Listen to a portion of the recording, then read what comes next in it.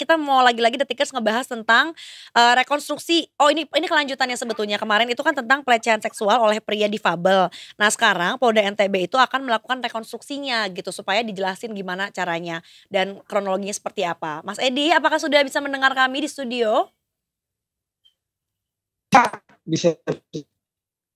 Oke. Baik, dicoba ya Mas Edi. Mas Edi mungkin boleh mic-nya didekatkan ke mulut supaya bisa terdengar, Mas Edi. Siap. Oke, terdengar dengan sangat baik. Oke, baik. Mas Edi, kita langsung ke pokok yang akan kita bahas hari ini. Sebenarnya kemudian apa motif utamanya dari sang pelaku tersebut untuk melakukan dugaan pelecehan seksual terhadap para korbannya nih setelah dilakukan rekonstruksi? Iya Mas Aryo dan Mbak Indi. Memang hari ini dijadwalkan untuk melakukan rekonstruksi, untuk melakukan pendalaman kasus yang dilakukan oleh pria difabel di Kota Mataram, Nusa Tenggara Barat, inisial IWAS. Saat IWAS ini sudah berstatus sebagai tersangka dan masih dikenakan tahanan rumah. Hanya saja update terbaru yang kami dapatkan bahwa rekonstruksi sampai saat ini belum karena pihak Polda NTB masih menunggu petunjuk dari jaksa karena ya seperti yang disampaikan di Primum kemarin bahwa konstruksi harus didiri oleh Mas Edi. Mas Edi? Iya. Iya, Mas ini kan kebetulan memang adalah case spesial begitu ya, bahwa yang diduga menjadi tersangka ini adalah seorang difabel begitu.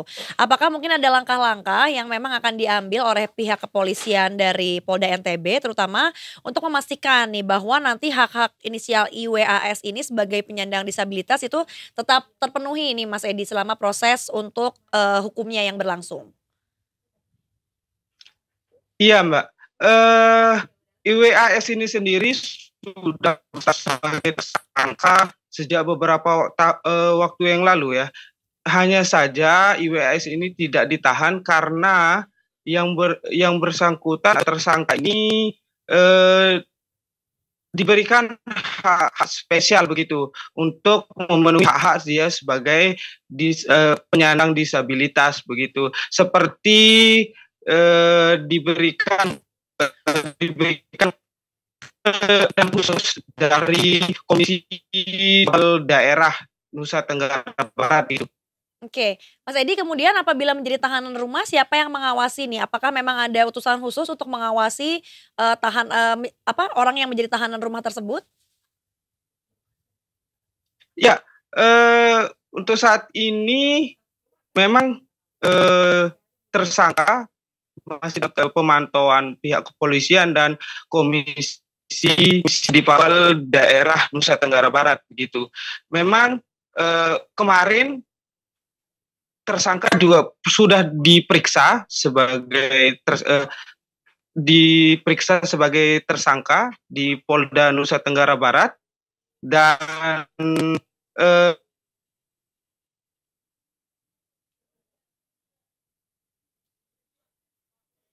Mas Edi, apakah bisa mendengar suara kami? Ya, seperti ketebak angin ya. Betul.